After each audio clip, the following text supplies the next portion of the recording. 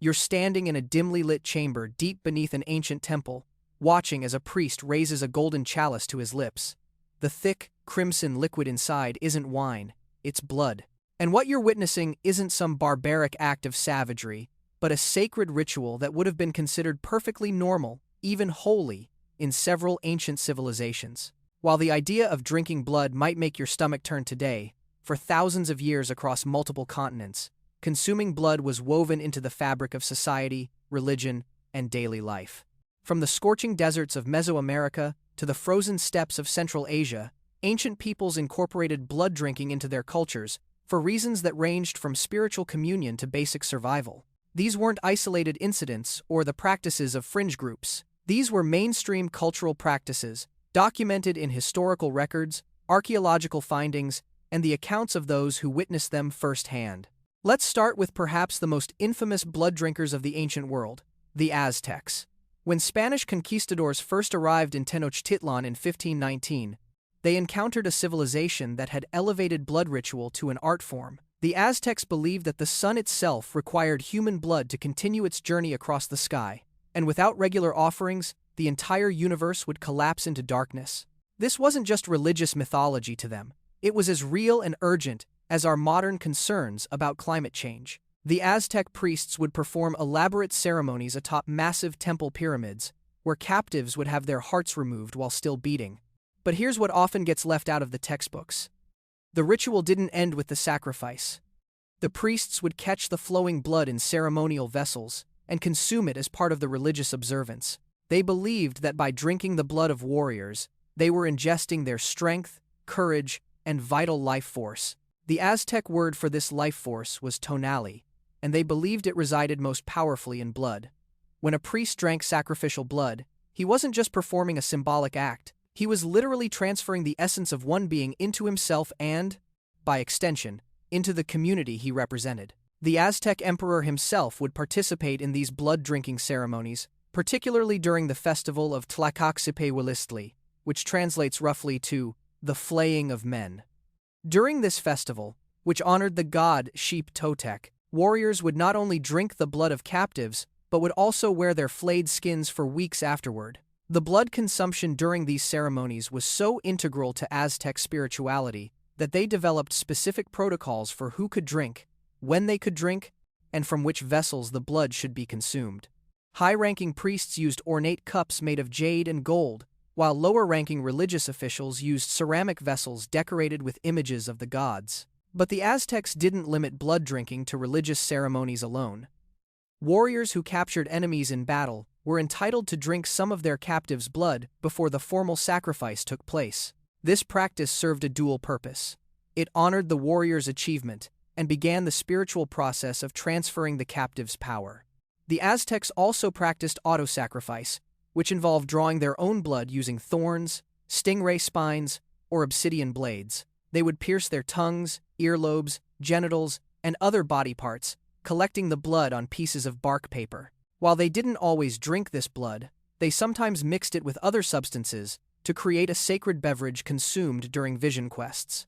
The scale of these practices was staggering. Historical accounts suggest that during the dedication of the Great Temple of Tenochtitlan in 1487, somewhere between 4,000 and 80,000 people were sacrificed over the course of 4 days, with priests and nobles consuming blood throughout the ceremony.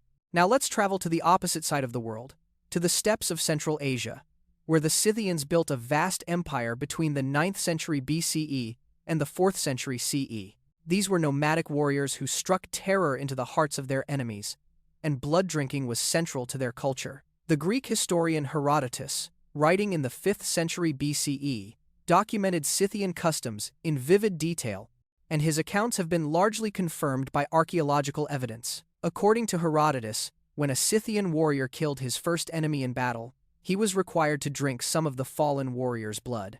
This wasn't optional. It was a rite of passage that marked the transition from boy to man, from novice to true warrior. The young Scythian would approach the body while it was still warm, make an incision, and drink directly from the wound.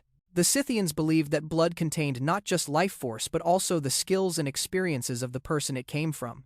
By drinking an enemy's blood, a warrior could absorb his combat abilities, tactical knowledge, and battle experience.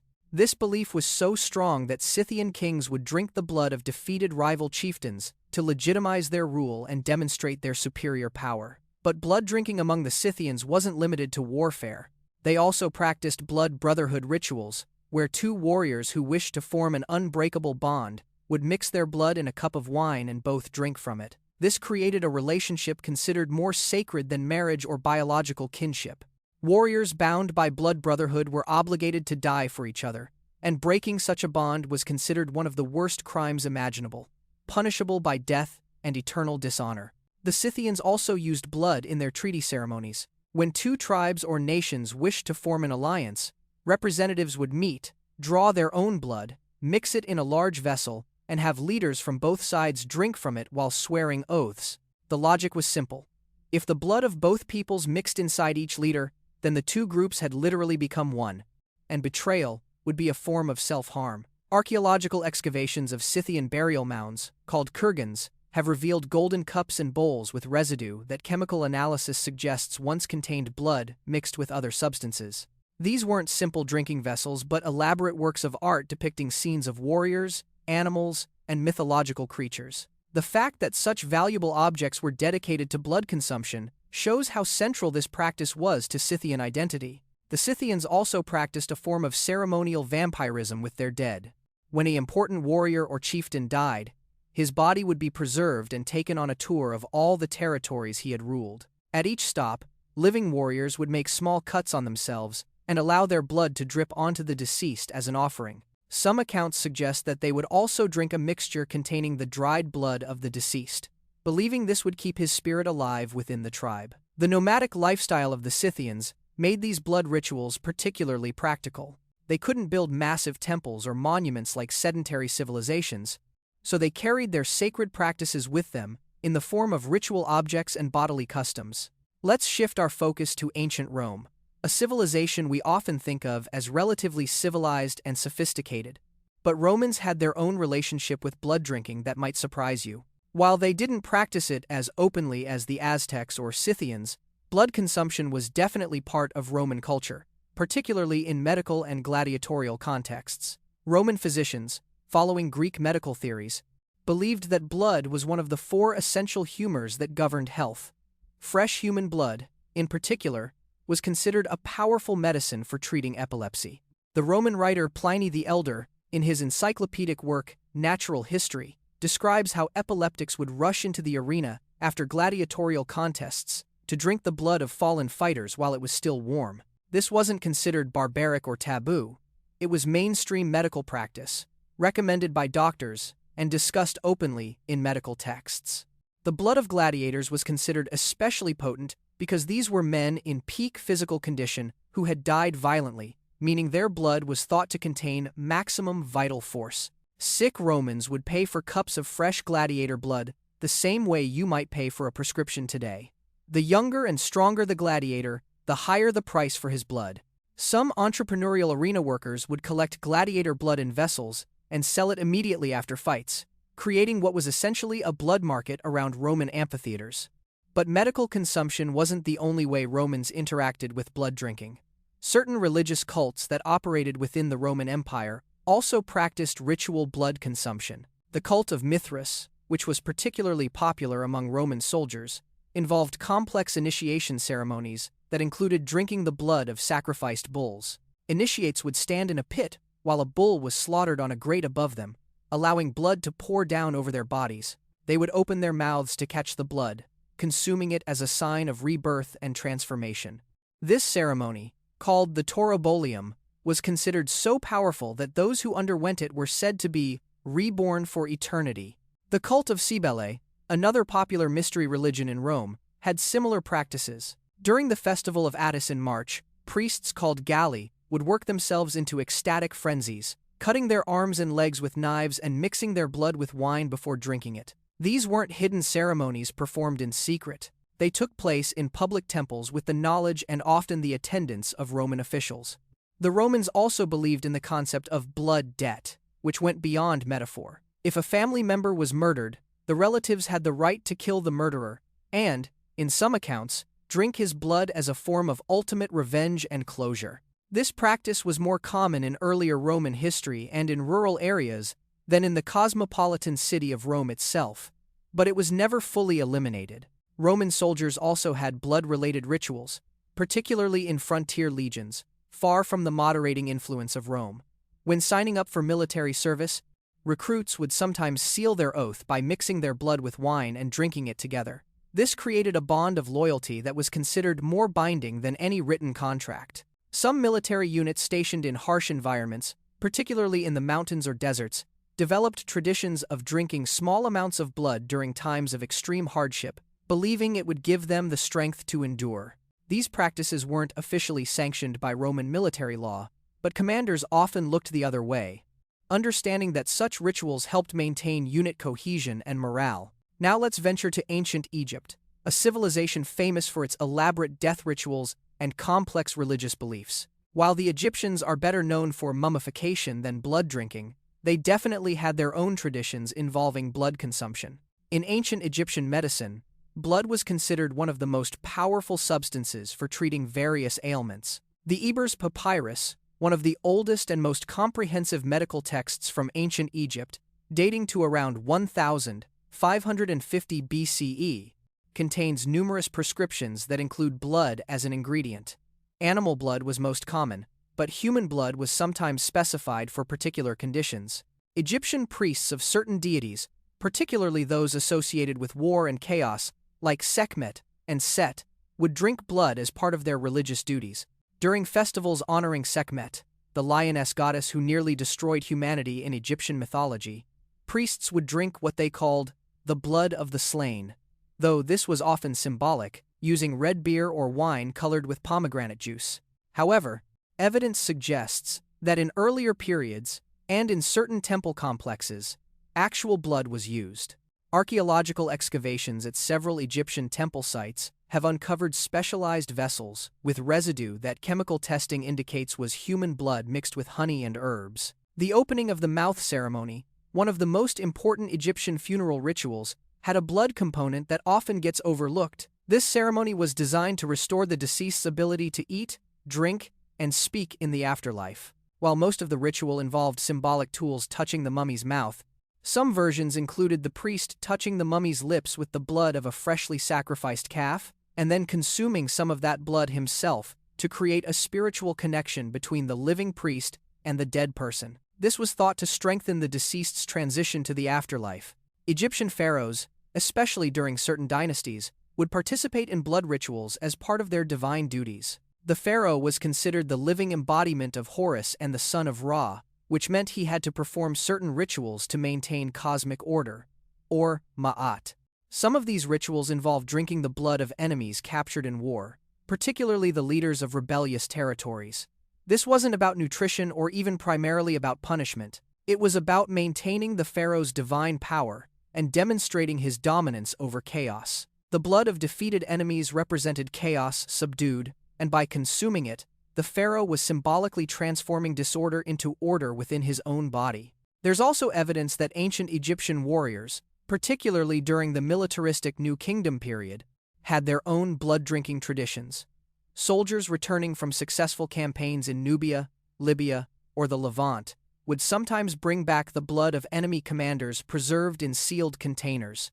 This blood would be mixed with wine and distributed among the troops as a form of celebration and symbolic participation in the victory. The practice reinforced military cohesion and allowed soldiers who hadn't been in the decisive battles to still feel connected to the triumph. Egyptian mystery cults, which focused on deities like Osiris and Isis, also incorporated blood in their secret initiation ceremonies. While we don't have complete records of these rituals because they were deliberately kept hidden from non-initiates, fragments of texts and testimonies from Greek and Roman writers who later encountered these cults suggest that initiates consumed a mixture containing blood as part of their spiritual rebirth. The blood represented the scattered pieces of Osiris, and by consuming it, initiates symbolically participated in his resurrection. Finally, let's look at the Vikings and broader Norse culture, which flourished from roughly the 8th to 11th centuries CE. Norse society was built around concepts of honor, strength, and connection to the gods, and blood played a crucial role in maintaining these values. The Vikings practiced something called blot, which were sacrificial ceremonies where animals and sometimes humans were killed as offerings to the gods. But the sacrifice didn't end with death. The blood, called hlaut in Old Norse, was considered the most sacred part of the offering. Priests would use special branches to sprinkle the blood on the assembled people and on the walls of temples, but they would also collect it in ceremonial bowls and drink it. The drinking of hlaut was believed to create a direct connection between humans and the divine. When you drank the sacrificial blood, you were consuming a substance that had been accepted by the gods, and therefore contained a spark of divine power. This practice was so important that the bowls used to hold the blood, called hautboller, were among the most precious ritual objects a community could own. They were often made of silver or decorated bronze, and were treated with extreme reverence. Archaeological discoveries in Iceland, Sweden, and Denmark have uncovered several of these bowls, some still bearing residue that analysis confirms was blood. Vikings also had a practice called blood brotherhood, similar to what the Scythians did, but with distinctly Norse characteristics. Two warriors who wished to become blood brothers would cut themselves and allow their blood to drip into the earth while standing beneath a specially cut strip of turf that was still attached at both ends, creating an arch they stood under. This turf arch represented a symbolic womb, and the blood dripping into the earth below represented a shared birth from the land itself. After the blood had mixed in the soil, each warrior would drink a mixture of his own blood and his blood brother's blood mixed with mead. This created a bond that superseded even family obligations. Norse berserkers, the legendary warriors who fought in trance-like states of fury, had their own blood rituals. Before battle, berserkers would sometimes drink the blood of bears or wolves, mixed with powerful herbs and possibly hallucinogenic mushrooms. They believed this would allow them to take on the ferocity and fearlessness of these predators. Some accounts suggest that particularly devoted berserkers would drink human blood during their initiation into berserker status, though evidence for this is less clear than for animal blood consumption. What's certain is that berserkers had a special relationship with blood, both consuming it ritually and spilling large amounts of it on the battlefield. Viking leaders used blood drinking as a tool of political control and legitimacy. When a new jarl or king took power, he would hold a massive blot ceremony, where vast amounts of animals would be sacrificed and their blood distributed to his followers to drink. By sharing this blood, he was creating a spiritual bond with his warriors and subjects that reinforced their loyalty. Refusing to drink the blood at such a ceremony was essentially a declaration of rebellion. The power of this ritual was so great that when Christianity began spreading through Scandinavia, one of the major points of conflict was the new religion's prohibition on blood consumption. Many Norse people were willing to accept Christian teachings about one God and the afterlife, but they deeply resisted giving up their blood rituals. The Norse legal system also incorporated blood in significant ways.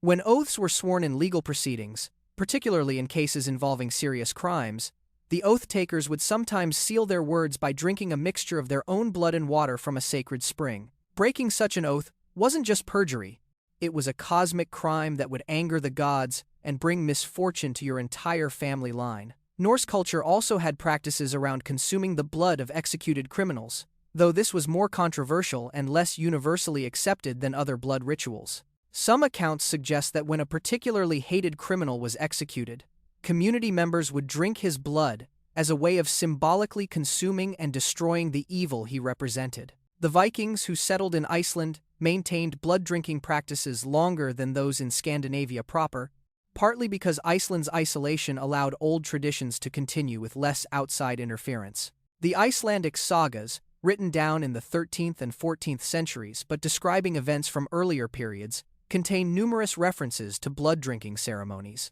One saga describes a ceremony where 100 men drank from a communal vessel filled with horseblood to seal their alliance before going on a raiding expedition. Another describes a woman who drank the blood of her husband's killer as part of her revenge, believing it would quiet his ghost. When we examine all these civilizations together, certain patterns emerge.